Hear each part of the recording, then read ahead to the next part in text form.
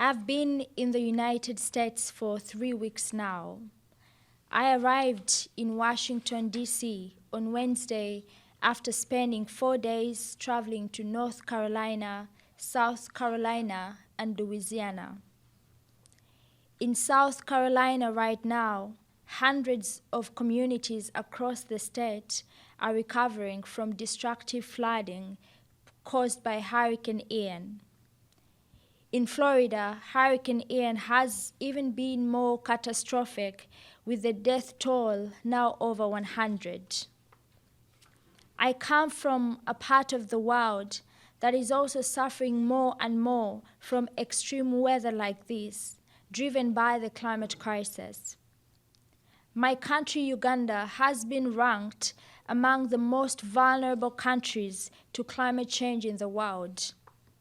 Parts of the country are now regularly suffering from the most brutal impacts of the climate crisis, that is extreme flash flooding and landslides that destroy lives and wash away livelihoods. In September, I visited a place called Turkana in Kenya with UNICEF. The Horn of Africa is currently facing a brutal climate-induced drought caused by an unprecedented 4 failed rainy seasons. This drought has brought the terrifying spectre of famine to the Horn of Africa. Millions of people there are now at risk of malnutrition and starvation.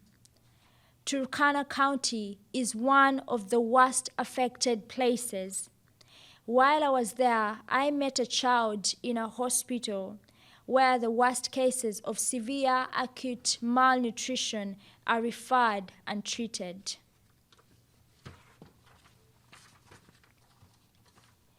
It was devastating for me to see, especially when there are available solutions that can be put in place to stop children from suffering like this. Unfortunately, this child's family was not able to access the proper services in time for him to receive the treatment that he needed. By the time the sun set that evening, sadly, he had passed away. This is the reality of the climate crisis.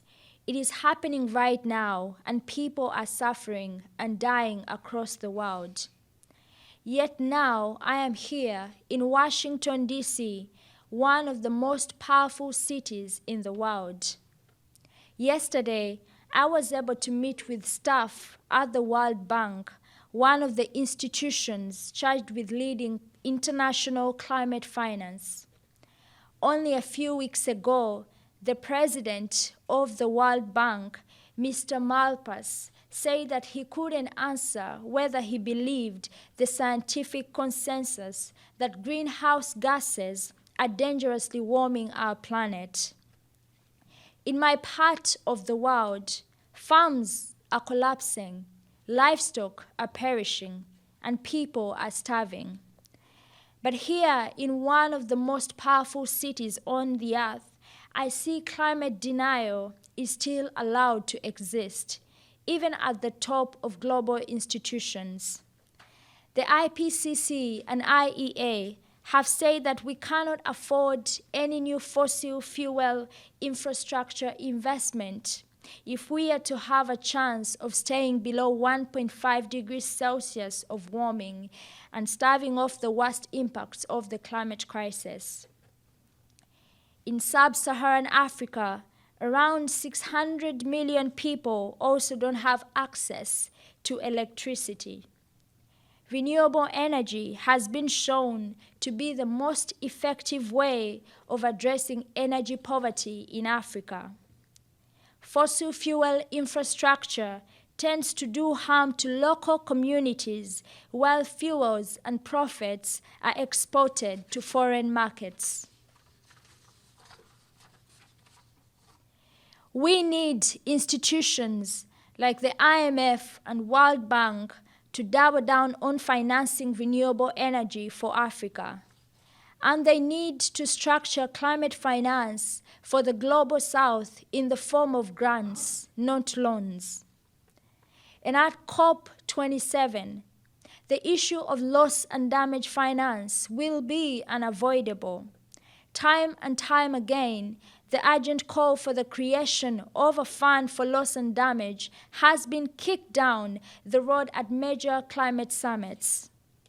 But countries like Pakistan lie underwater, and countries in East Africa lie on the edge of famine. And people are starting to wake up to the fact that these countries didn't cause this crisis, but they are having to pay the bill for it. We need rich countries like the United States to accept their role in helping to create the climate crisis. After all, the entire continent of Africa is responsible for less than 4% of historic global emissions. The United States has contributed around 25% of historic emissions. We need to get help to those on the front lines of the climate crisis. We need to remember that this isn't just about balance sheets. It's about people, real people like me. It's about our livelihoods and lives.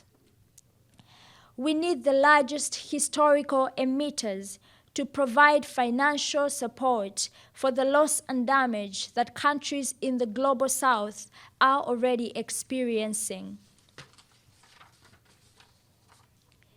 Otherwise, these countries will be left unable to recover and rebuild. We need institutions like the World Bank, the multinational development banks, and the IMF to do the right thing. And we need all of that now, right now. Thank you.